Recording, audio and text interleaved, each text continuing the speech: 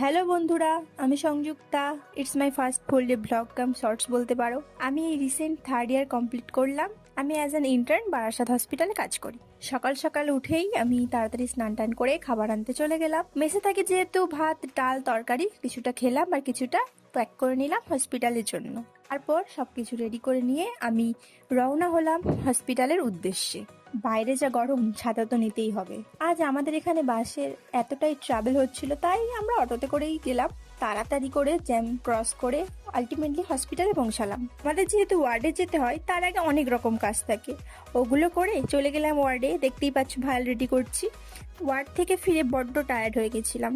এই টায়ার্ডনেস নিয়েই বসে পড়তে হলো অনেকগুলো পেপার ওয়ার্ক করতে। পেশেন্টের নাম রেজিস্টারে তোলা হলো। এই করতে করতেই ঘড়িতে 1:30 বেজে গেল।